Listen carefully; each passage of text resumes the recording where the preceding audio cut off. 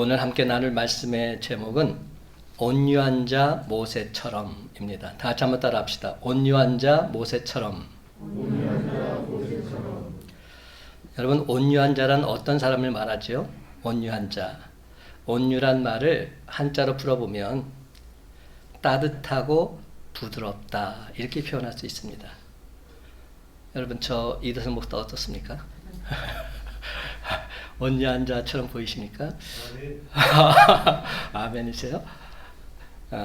저는 솔직히 어렸을 때부터 자아자철인지는 모르겠지만 온유하다는 말을 참 많이 듣고 자랐습니다. 근데 사람들이 온유하다 그러면 이런 뜻으로 생각을 합니다. 탁월한 성품이 따뜻하고 부드러운 사람이다. 근데 실제로 저희 대성 목사는 온유한 사람 아닙니다. 저는 단지 비겁한 사람에 불과합니다. 온유한 사람은 무조건 마음이 따뜻하고 부드러운 사람을 말하는 것이 아니기 때문입니다.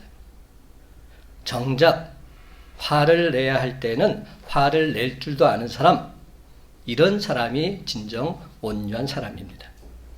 제가 왜 이렇게 단호하게 말씀드릴까요? 성경에서는 우리가 생각한 바와 다르게 온유를 정의 내리고 있기 때문입니다. 온유한 자를 성경에서 대표적으로 말할 때 구약 성경에서 온유한 자를 누굴 말할까요? 오늘 본문에 나오죠. 모세를 온유한 자라고 말합니다. 신약 성경에서 누굴 말하죠? 대표적으로 누가 온유한 자로 나옵니까? 예수님. 예수님께서 난 온유하고 겸손하니, 예수님 당신 자신이 온유하다고 말씀하십니다. 여러분, 이 성경에 나오는 대표적인 분들 보면서 모세와 예수님 어떤 공통점이 있을까요? 평소에는 행동이 너무나도 따뜻하고 부드럽다가도 반드시 화를 내야 할 때에는 불같이 화를 냈다는 데 있습니다. 그렇다면 그들이 어떤 때 화를 냈습니까? 아무 때나 시도 때도 없이 화를 냈습니까? 아닙니다. 하나님 말씀과 다를 때, 하나님 말씀과 상반되는 일이 발생할 때 모세는 십계명을 들어서 던져버렸습니다. 예수님께서는 성전에서 채찍을 들어서 휘두르셨습니다. 모세도 예수님도 하나님 말씀이 판단 기준이 되고 있는 것입니다. 그런 의미에서 다시 한번 말씀드리지만 저희 대성 목사는 진정 온유한 자가 아니었습니다. 하나님 말씀에 어긋난 일이 있을 때에도 잘못되었다, 입도 뻥끗하지 못하고 가만히 있기만 했던 참으로 비겁한 자였음을 고백하지 않을 수 없습니다. 오늘 본 말씀인 민수기 12장 내용을 잠깐 살펴보면 80이 넘은 모세가 저주받은 함의 자손인 구스 사람 에디오피아 여인을 자기 아내로 취합니다. 그러자 그의 누이 미리암과 형 아론이 모세를 비방하는 내용이 나오고 있습니다. 기록에 의하면 에디오피아 사람은 기골이 장대하고 얼굴이 매우 아름다웠다고 전해지고 있습니다. 솔직히 어떤 연유에서 모세가 구스 여인을 취하게 되었는지 자세히 알 수는 없습니다. 그러나 함의 후에요 흑인인 구스 여인을 모세가 취하였다는 이 사실만큼은 민족의 지도자로서, 선민으로서, 하나님의 종된 자로서의 위치와 입장을 헤아려 볼 때 도무지 납득할 수 없는 일이면은 분명합니다. 이에 모세의 누리 미리암과 형 아론이 모세에게 노골적으로 불만을 표시합니다. 대항을 하고 있는 겁니다. 성경에 미리암의 이름이 먼저 기록되고 또 문증병이 미리암에게만 임한 것을 보게 되면 미리암이 먼저 비방했던 것 같습니다. 근데 그녀는 모세를 비방한 것으로 그치지 않고 모세의 지도력 자체를 인정하지 않고 있습니다. 모세의 영적 지도력 이제는 따를 수 없다 말합니다. 2절 내용이 이를 대변하고 있습니다. 이렇게 말합니다. 여호와께서 모세와만 말씀하셨느냐, 우리와도 말씀하지 아니하셨느냐. 이 내용을 보면 아론도 미리암도 모세처럼 하나님 명령을 받아서 이스라엘 백성들을 가나안 땅으로 인도할 수 있다는 긍지와 자부심을 갖고 있었던 것입니다. 사회 제도적인 면에서 보게 되면 그 당시는 일부 다처주의 사회였습니다. 그렇다는 얘기는 노예를 소실로 얼마든지 맞아들일 수 있었습니다. 얼마든지 흔하게 볼 수 있는 상황이었습니다. 그러나 모세는 지도자 아닙니까? 그는 민족의 지도자요, 거룩한 하나님 백성들을 인도해 나가야 될 책임을 진 하나님의 종이요, 그리고 나이도 이제는 80이 넘은 노인 아닙니까? 그런데 그가 구스 여인을 아내로 맞아들였다는 것, 이것은 있을 수 없다는 것, 이것이 지론이었습니다. 특별히 미리암의 생애를 통해서 모세를 조명해 본다면, 미리암은 남동생 모세를 위해서 자기 생명을 걸었던, 모험을 감행했던 그러한 여인입니다. 즉 모세의 운명을 결정적으로 바꾸어 놓은 인물, 그 사람이 바로 미리암이었습니다. 그렇습니다. 미리암은 핏덩어리 모세를 역청을 칠한 갈대 상자에 넣어서 애굽인의 눈길을 피해 나일강에 띄운 여인입니다. 행여나 그 어린 생명이 죽을세라 끝까지 갈대숲을 따라가면서 살폈던 여인이요, 바로의 딸에게 모세가 발견되자 재빨리 달려가서 유모를 필요로 하느냐고 물었던 여인입니다. 공주의 대답이 나오기가 무섭게 친어머니에게 달려가서 이 사실을 고하고 어머니를 유모로서 데려다 줌으로써 모세는 진짜 어머니 품속에서 기적같이 성장하게 됩니다. 애굽의 공중에서도 히브리 교육을 어머니에게 직접 배우게 되었고 하나님을 섬기며 사는 길을 터득할 수 있게 되었던 것입니다. 이러한 누이 미리암이 동생 모세를 나무라듯이 비방한다는 것, 어찌 보면 당연히 있을 수 있는 일입니다. 근데 바로 이때 하나님께서 세 사람을 장막으로 부르십니다. 모세, 아론, 미리암. 하나님께서 구름 기둥 가운데로부터 강림하사 장막문에 서시고 모세에 대해서 비방하지 말라고 엄하게 꾸짖습니다. 하나님 주의 종 모세가 비난받거나 정죄받는 것 기뻐하지 않으셨습니다. 일에 대해서 추워도 용납하지 않으셨습니다. 하나님이 세우셔서 하나님의 일을 하는 모세가 비록 실수와 잘못을 통해서 그의 성직과 영적 권위가 비방받을 수 있는 상태에 있다 할지라도 하나님 당신께서 당신이 알아서 하시겠다 말씀하십니다. 그러나 여러분, 오늘 본문을 자세히 한번 살펴보십시다. 모세가 비방을 당하는 원인이 구스 여인을 취해서 생기게 된 것으로서 표면적으로는 보입니다. 그러니까 모세 자신에게 문제가 있는 것처럼 보여지지요. 그러나 그것은 어디까지나 하나의 구실이었지 이면적인 원인을 살펴보면 그것이 아니었습니다. 2절 말씀, 그들이 이르되 여호와께서 모세와 말씀하셨느냐 우리와도 말씀하지 아니하셨느냐. 이 말이 무슨 말이죠? 너나 나나 별반 차이 없다는 겁니다. 모세나 미리암이나 모세나 아론이나 너나 나나 똑같지 않느냐는 겁니다. 그러니까 진짜 문제는 뭡니까? 영적인 시기심에 있었음을 알 수 있습니다. 모세만이 백성들 앞에서 돋보이는 것에 대한 시기심을 갖게 되었는데 알고 보면 이것은 하나님께서 모세에게 주신 영적 권위에 대한 도전이었습니다. 아론과 미리암의 마음을 다하신 하나님께서는 다른 사람들과 모세와의 차별성에 대해서 6절 이하에서 분명히 말씀하시면서 모세를 인정해 주고 계십니다. 6절, 7절, 8절 제가 한번 읽어볼게요. 이르시되 내 말을 들으라. 너희 중에 선지자가 있으면 나 여호와가 환상으로 나를 그에게도 알리기도 하고 꿈으로 그와 말하기도 하거니와 내 종 모세와는 그렇지 아니하니 그는 내 온 집에 충성하리라. 그와는 내가 대면하여 명백히 말하고 은밀한 말로 하지 아니하며 그는 또 여호와의 형상을 보거늘 너희가 어찌하여 내 종 모세 비방하기를 두려워하지 아니하느냐. 다르다는 겁니다. 모세와 너희들과는 다르다는 겁니다. 나는 모세와 대면하는 관계라는 겁니다. 모세는 여호와의 형상을 목도하는 관계라는 겁니다. 그런데 어떻게 너희들과 똑같이 생각하느냐 말하고 있는 겁니다.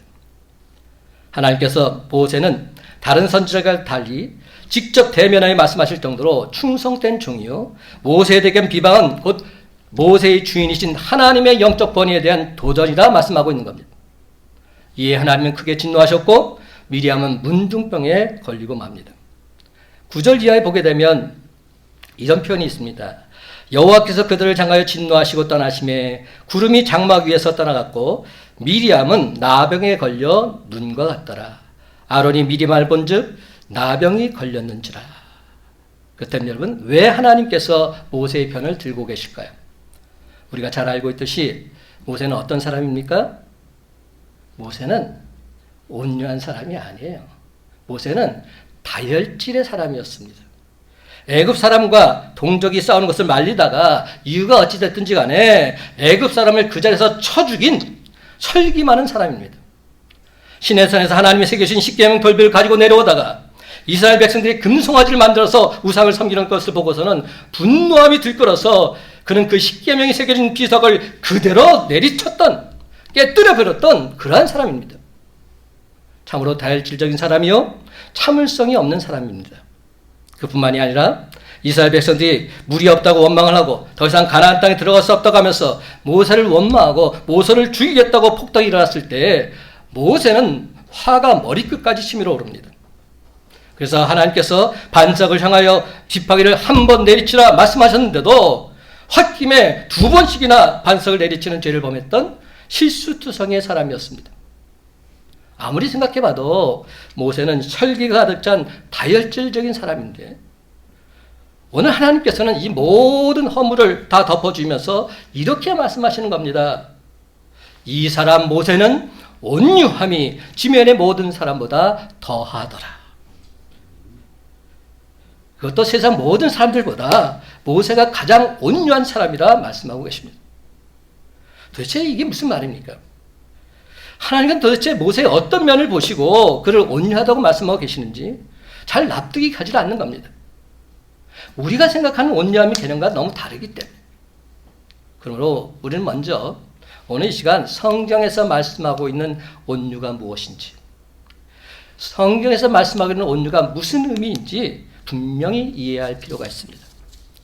사랑하는 성도 여러분, 온유가 무엇일까요? 이 온유란 말은 히브리 말로 아나바라고 되어 있는데요. 그 어원은 안와에서 나왔습니다. 그 말의 뜻은 굽히다, 굴복하다, 절을 한다, 구부린다, 낮아진다는 뜻입니다. 그런데 여기에는 하나의 단서가 붙습니다. 그냥 구부리는 게 아닙니다. 그냥 낮아지는 게 아니란 말입니다.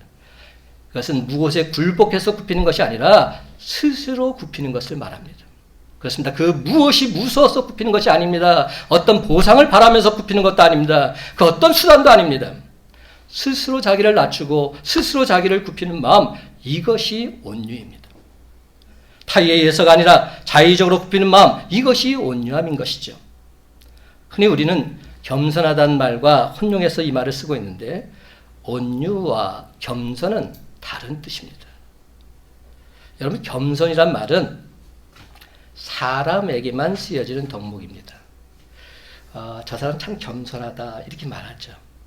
근데 온유란 말은 하나님에게도 쓰여지는 덕목입니다. 하나님의 속성을 지칭할 때에도 온유하신 분, 온유하신 하나님, 이렇게 우리는 말합니다.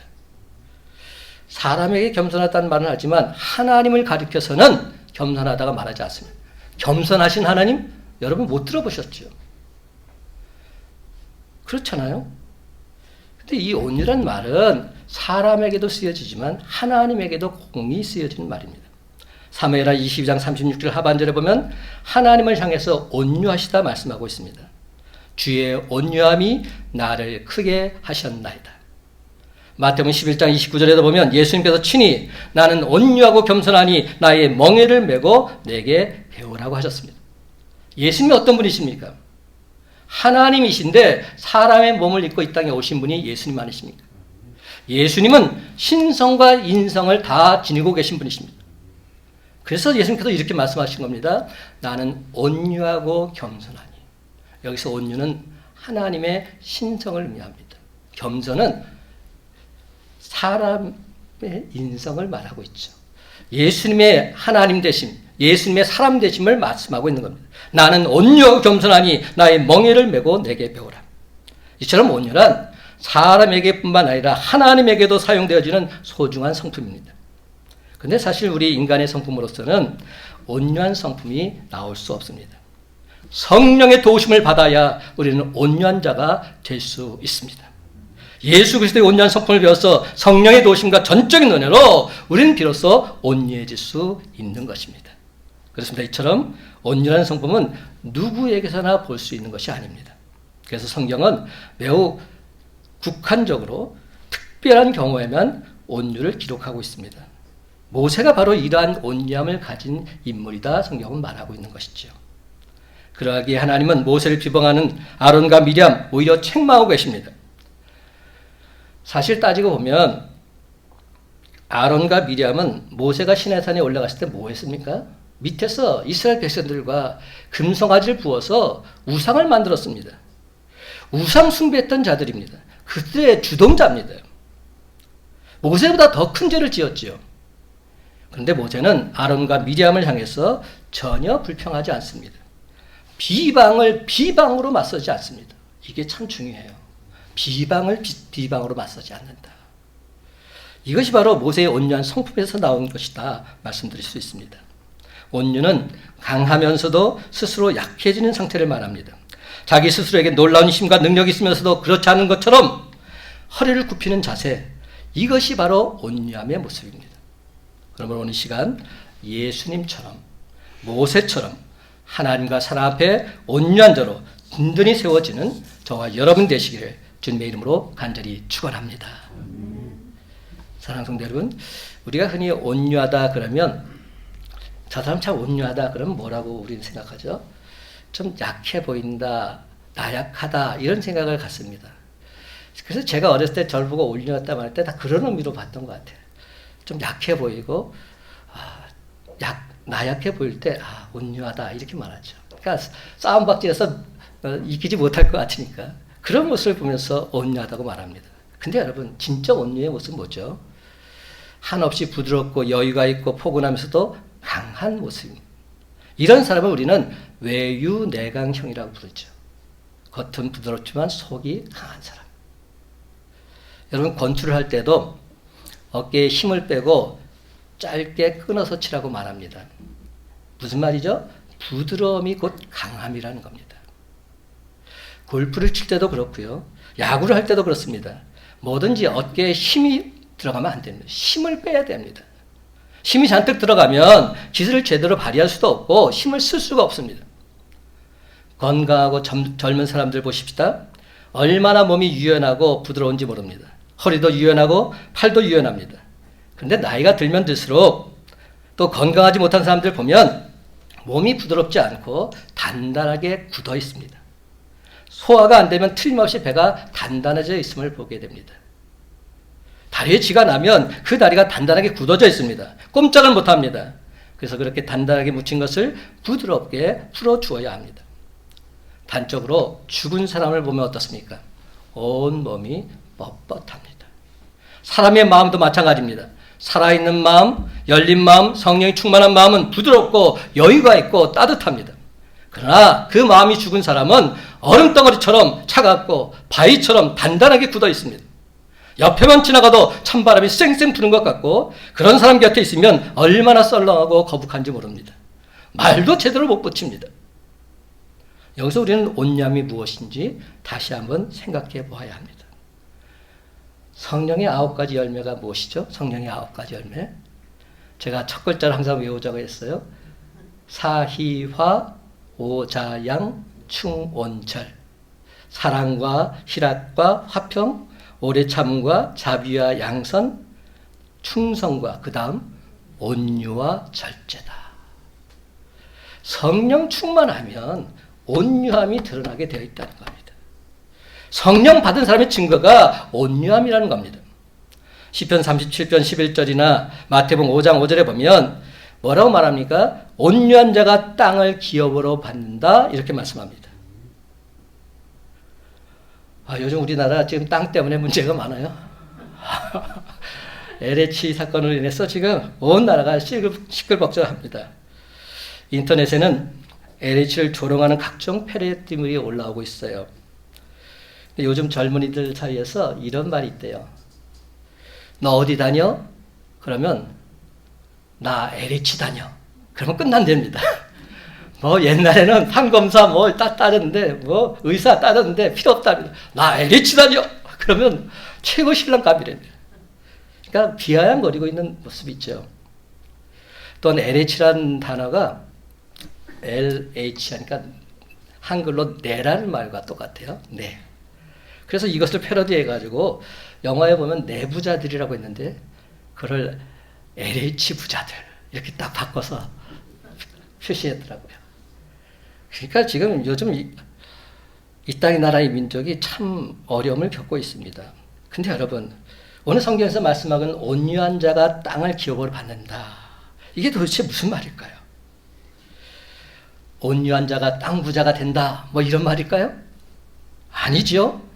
온유한 자가 하나님 나라, 즉 천국 백성이 된다는 말입니다.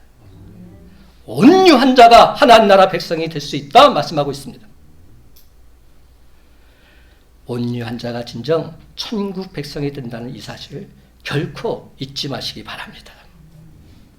오늘 설교 모두에 제가 온유함의 기준이 뭐라고 말씀드렸죠? 온유함 무엇을 기준으로 한다고요? 하나님 말씀을 기준으로 합니다. 하나님 말씀대로 사느냐 살지 못하느냐, 하나님 말씀대로 사는 자가 온유한 자입니다. 하나님 말씀대로 준행하는 자가 천국 백성이 되는 줄 믿으시기 바랍니다. 예수님께서 겟세마네 동산에서 기도하실 때 뭐라고 기도하셨습니까? 아버지 하나님, 내 뜻대로 마옵시고 아버지 뜻대로 하옵소서. 아버지 뜻대로 하옵소서. 이것이 바로 온유함의 극치인 것이죠. 이 무슨 말인가 하면, 온유함이란 나는 나 나름대로 생각이 다 있지만 내 뜻은 포기하고 아버지의 뜻을 그대로 받아들이겠습니다. 이렇게 말하고 있는 겁니다. 내 생각이 분명히 있음에도 불구하고 아버지의 뜻이 있다면 나는 그 뜻대로 순종하겠습니다. 이것이 바로 온유함입니다. 오늘 본문에 나타난 모세의 온유를 가만히 생각해 보십시다. 그는 자기 정체성을 결코 잊지 않았습니다. 먼저 하나님 앞에서 그는 온유한 사람이었습니다. 처음에 하나님이 그를 부르시면서 이스라엘 백성들을 애굽에서 구원해내라고 하십니다. 하지만 그는 이 말씀을 받아들일 수가 없는 겁니다. 솔직히 이런 생각을 갖고 있었던 것 같아요. 하나님, 저는 애굽에서 40년 동안 바로의 궁전에서 사랑받으면서 자랐어요. 그러다가 애굽 사람을 죽이고 거길 도망쳐 나온 지금 배신자입니다. 그런데 제가 어떻게 바로 궁전에 가서 그들을 대할 수 있단 말입니까? 저는 못 갑니다. 갈 수 없습니다. 그래서 그는 핑계 삼아 이렇게 말합니다. 하나님, 제가 광야 생활 40년 동안 하는 바람에 말을 하지 못합니다. 말이 어눌해졌습니다. 다른 사람을 보내주세요. 이렇게 말하고 있는 겁니다. 모세는 지금 할 수만 있다면 애굽에 가고 싶지 않은 것이죠. 그런데 하나님께서는 뭐라고 말씀하십니까? 모세야, 사람의 입을 지은 자가 누구냐? 내가 그 입을 짓지 않았느냐? 너는 나만 믿고 가지 않겠느냐? 이렇게 말씀하고 계십니다. 그때 모세는 자기 생각, 내심 두려운 마음, 인간적인 지식이나 판단 다 버립니다. 그리고 하나님 말씀 앞에 모든 것을 수용하고 굽히고 있습니다. 그가 하나님의 부르심을 받아들인 그 모습 한번 마음속에 그려보시기 바랍니다. 그러면 그는 진정 온유한 사람이었음을 우리는 똑똑히 보게 됩니다. 하나님 말씀에 순종하는 사람, 그야말로 온전히 순종한 온유한 사람이었습니다. 자기 부족함이나 허물을 생각하지 않고 모세는 하나님 말씀 앞에서 자신을 철저하게 낮추고 있습니다. 굴복하고 있습니다. 하나님 말씀을 그대로 받아들이고 있는 것이죠. 이게 바로 온유함입니다. 여러분, 이 온유함이라는 것 정말 중요합니다. 온유함이란 하나님 말씀으로 철저히 훈련되어지고 다듬어져서 그 말씀에 순종하는 삶을 말하고 있기 때문에 주님 말씀이라면 내가 순종하겠습니다. 이것이 온유한 자의 모습인 것이지요. 그러므로 온유함은 교만한 자에게서는 결코 찾아볼 수 없습니다. 교만한 자는 입만 열면 거짓말합니다. 교만 때문에 거짓말을 하게 되는 것이지요. 그렇지만 온유하고 낮춰지게 되면 거짓말할 필요가 없습니다. 그래서 정직할 수 있는 겁니다. 그렇습니다. 온유한 자는 정직합니다. 정직하기 때문에 힘이 있고 용기가 있습니다. 바로 이것을 우리는 분명히 깨달아 알아야 합니다. 온유한 자는 많이 부족하지만 하나님이 맡겨진 그 자리에서 묵묵히 충성을 다합니다. 누가 뭐라고 해도 하나님만 바라봅니다. 그러다가 나보다 더 나은 사람이 오면 기꺼이 그 자리를 내어줍니다. 그리고는 모세가 여호수아를 세우듯이 그를 지켜 세워줍니다. 그에 대해서 그를 적극적으로 후원합니다. 왜 그렇습니까? 그가 매사에 하나님 편에 서니까 그렇게 되는 것입니다. 모든 기준이 하나님 중심입니다. 그러니까 하나님 뜻대로 순종하게 되어 하나님 영광을 드릴 수 있게 된 것이죠. 하나님 영광을 위해서라면 자신은 철저하게 나댈 줄 아는 사람, 바로 이런 사람이 온유한 사람입니다. 사실 모세는 충분히 변명할 여지가 있습니다. 그런데 모세는 그렇게 하지 않습니다. 왜 그렇습니까? 나는 본래 그런 사람이야. 이런 자세를 갖고 있는 겁니다. 나는 원래 나쁜 놈이야. 나쁜 놈 보고 나쁘다고 말하는데, 죄인을 보고 죄인이라고 말하는데 내가 대답할 이유가 뭐 있어? 내가 원래 그런 놈이야. 그래서 모세는 아무런 원망도 하지 않습니다. 그들 전혀 미워하지도 않고 조용히 그 비판을 있는 그대로 받아들이고 있습니다. 조용하게 그 모든 것을 다 수용하고 있습니다. 이처럼 묵묵히 참고 수용한 모세의 모습을 보시고 하나님께서 말씀하시지요. 3절 말씀, 이 사람 모세는 온유함이 지면의 모든 사람보다 더하더라. 사랑하는 성도 여러분, 여기서 우리는 더 높은 차원의 온유함을 볼 수 있어야 합니다. 사람들에게 비판을 받고 정죄를 당할 때 모세는 직무유기를 하지 않습니다. 그는 자기에게 맡겨진 사명 결코 포기하지 않고 있습니다. 그렇습니다, 여러분. 무슨 일이 있어도 여러분에게 주어진 십자가의 사명 끝까지 포기하지 마시기 바랍니다. 사람들이 비방하고 모함하고 없는 말을 지어서 말하고 속을 헷가닥 뒤집어 놓는 자일지라도 하나님께서 주신 사명만큼은 결단코 내려놓지 마시기 바랍니다. 여러분, 사람들이 우리를 비난하고 정죄할 때면 솔직히 말해서 우리도 인간인지라 얼마나 마음이 상하는지 모릅니다. 그럴 때 우리는 흔히 어떻게 반응합니까? 좋아, 그러면 내가 그만두면 될 거 아니야. 에이, 더러워서 못 먹겠네. 내가 도대체 뭐가 아쉽다고. 그러면서 손을 툭툭 털고서 나가버립니다. 그러나 정말 그 자리를 내려놓고 어디론가 사라져 버린다면 어떻게 되겠습니까? 그것은 하나님 앞에 교만한 겁니다. 참으로 대단한 것 같지만 하나님 말씀은 접어두고 사람 말을 따르는 비겁한 모습일 수 있습니다.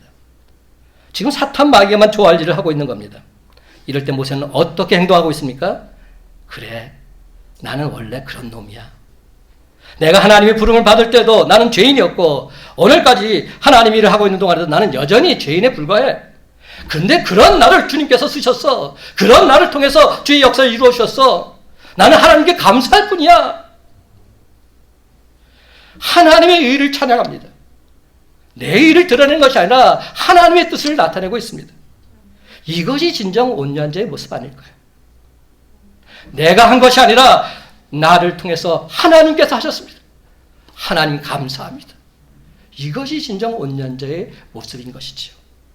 그렇기 때문에 모세에게 있어서 그에게는 더 이상 분노가 있을 수 없었습니다. 변명이 있을 수 없었습니다. 이것이 진정 모세의 위대한 점이 아닐까요? 그래서 그는 이런 어려운 비난을 받으면서도 이렇게 말합니다. 하나님, 나를 통해서 당신의 뜻을 이루어 주옵소서. 나를 통해서 주의 영광이 드러나기를 원합니다. 그러면 나는 족합니다. 내가 비록 가나안 땅에 들어가지 못한다 할지라도 나를 통해서 하나님의 뜻이 이루어진다면 나는 상관없습니다. 하나님께서 맡겨주신 사명, 거룩한 사명을 그대로 지켜나가려고 애를 쓰고 있는 겁니다. 이러한 모세의 모습을 보면서 하나님께서 그에게 온유하다, 너야말로 진정 온유한 사람이다 말씀하고 있는 것이죠. 이스라엘의 대표적인 선한 왕 하면 우리는 다윗을 듭니다. 근데 다윗 왕은 엄청난 죄를 지었던 사람임을 우리는 다 알고 있어요. 그래서 그가 온 백성으로부터 비난을 받고 나단 선지자에게 책망을 받게 되었을 때, 근데 그 순간 다윗은 왕관을 벗어 던지지 않습니다. 옷을 벗고 초에 묻히지 않습니다. 왜 그럴까요? 그 순간 다윗은 이렇게 고백합니다. 시편 51편 5절 말씀. 내가 죄악 중에서 출생하였으며 어머니가 죄 중에서 나를 잉태하였나이다. 이 무슨 말입니까? 어머니가 죄 중에서 나를 낳았습니다. 어렸을 때부터 나는 죄인입니다. 사건은 지금 일어났지만 나는 본래 그런 죄인입니다. 이런 뜻 아닐까요? 그렇기 때문에 그는 여기서 더 이상 이상한 행동을 하지 않습니다. 저는 다윗의 이런 점을 존경합니다. 죄를 회개하는 다윗도 물론 훌륭하지만 죄를 회개하고 자신에게 맡겨진 사명의 길 끝까지 참고 이기며 나아가는 왕. 이런 왕. 이 얼마나 위대한 모습입니까? 주님 뜻대로 살고자 하나님 마음에 합한 자가 되고자 애쓰고 힘쓰는 왕. 그러므로 하나님께서는 다윗을 향해서 너는 내 마음에 합한 자다 말씀하고 있는 것입니다. 우리가 잘 아는 찬양 중에 이런 찬양이 있어요. 주님 뜻대로 살기로 했네. 주님 뜻대로 살기로 했네. 주님 뜻대로 살기로 했네. 뒤돌아서지 않겠네. 주님 뜻대로 살기로 했네. 주님 뜻대로 살기로 했네. 주님 뜻대로 살기로 했네. 그 다음 말 뒤돌아서지 않겠네. 결코 뒤돌아서지 않겠다는 겁니다. 주님께서 내게 맡기던 주님의 뜻을 이루기 위해서 나는 끝까지 최선을 다하겠다는 겁니다. 결단코 사탄 마귀와 짝하지 않겠다는 겁니다. 악의 놀이객감이 되지 않겠다는 겁니다. 이것이 진정 온유한 자의 모습이 아닐까요? 사랑하는 성도 여러분, 온유한 자 모세는 비판과 냉수 앞에 자신을 변호하지 않았습니다. 사실을 있는 그대로 시인하고서 더 이상 변명하지 않았습니다. 그는 진정 온유했기에 하나님과 사람 앞에서 정직할 수 있었고 마침내 천국 백성이 된 줄 믿으시기 바랍니다. 그렇습니다.